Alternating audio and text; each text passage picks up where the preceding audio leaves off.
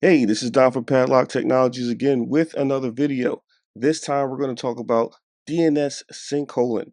And what that is a technique to identify incidents of compromise. So if a user or a machine is compromised, you can use DNS sinkholing to identify it. And you can also prevent that compromised machine from actually going back or calling home to like a CNC machine or anything like that. So what this technique actually is let's say someone clicks on a link that's going back to a CNC machine. Now that's a command and control machine, or they call it C2. What DNS sinkholing is going to do is when it notices it's trying to call home to a C2 machine, it will change the DNS record for that host to something like a honeypot or something internal or some other address. And then you will have to look at your logs. And if you see a machine hitting your DNS sinkhole address, that means that machine has been compromised. There is something on that machine that's trying to call back home to C2. I'm just going to use command and control for now because that's the easiest way to understand this technique. And once you identify that, you can actually do something about it.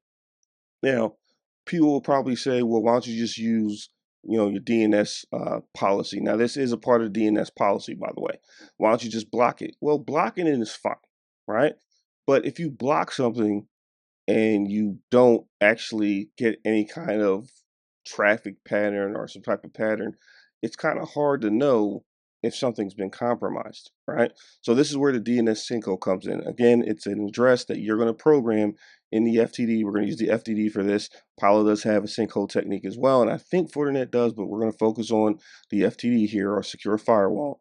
Once you initiate this technique or configure this technique, once you start seeing things constantly hitting the DNS sinkhole address, you know you probably got something in your environment that you need to check.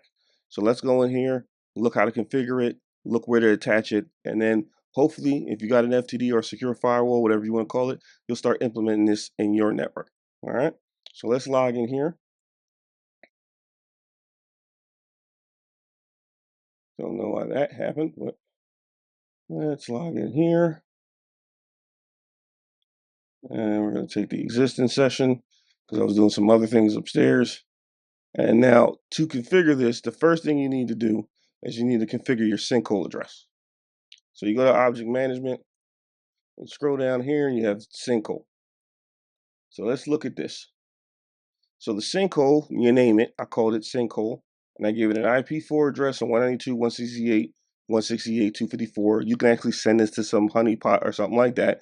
This is just some address that you're going to switch out the A record or the IP to FQDN mapping. You're going to switch that out if you are, experiencing or going to some bad site or command and control kind of thing. And then you have your IPv6. If you have IPv6 enabled, you don't necessarily have to use the IPv6, but always put the IPv4 in there.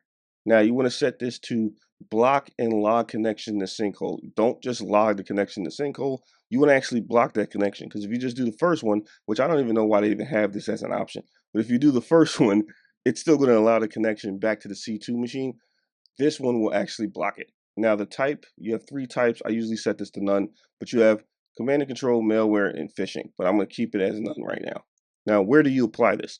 This gets applied in the security or security intelligence, basically the DNS section or DNS policy, right? Now there's two, I may do a video about actual traffic flow in the secure firewall, so you can you basically understand how flow works, will help you with troubleshooting as well.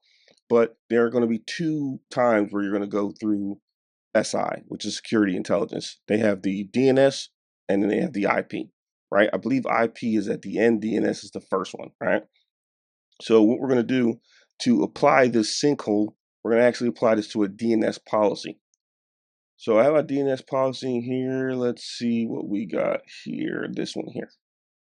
So my DNS policy basically says all these kind of like bad guys here, right? So right now I got it set to drop. And if you want to see the DNS bad guy stuff I got in here, I also have another feed. But these are all the bad stuff, right? So instead of dropping it, I'm going to send it to the sinkhole. And once I do sinkhole and hit save there, what's going to end up happening, and obviously we need to deploy this on every one of my firewalls, and I have a whole bunch of them, so let's just deploy it now. But what's going to happen is, if I have an incident of compromise, meaning something bad is on a machine and is trying to call home to a C2 machine. So if we go to, there we go, indication of compromise, we can get it here. Let's say here, and then we got host indication of compromise. I'm going to focus on host. So let's say we got something in here for incident of compromise, or IOCs for short. Now, we're probably not going to see in here because I don't have anything from an incident of compromise, right? But you would see things in here, compromise details, stuff like that, if there was an IOC event. Now, if something were to happen, though, from a DNS perspective, what we would see is a whole bunch of host information. If things were compromised, like if I go directly to the host, you see a whole bunch of stuff if something was compromised. But right now we do not have anything. But you can actually go to unified events as well.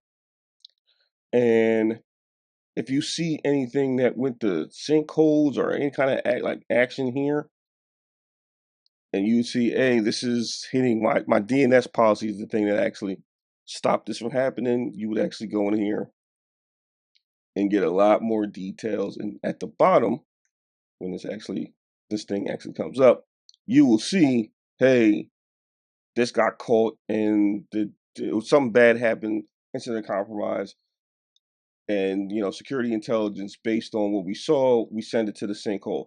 And then you will see a lot of these destination IPs here would be your sinkhole address. So they wouldn't actually be the original address that it tried to go to, but it would be a sinkhole address. Thus, you can say, hey, I got incident compromises on the network. We're actually blocking the connection back to that C2 machine, and we have it going to the sinkhole. That's how we know something's going on in our network, especially if you have a lot of these things going to your sinkhole address. You got a problem. Probably got somebody trying to make your network a botnet. But that's DNS sinkhole in a nutshell. Again, it's a good technique to have to identify incidents of compromise in your environment. Hopefully you liked this video. If you did, don't forget to share, comment, like, and subscribe to the video. My channel is growing. I really appreciate it. And if you want to see cool stuff like this, man, gotta hit that subscribe button. This is Don for Padlock Technologies. Thank you, and have a nice day.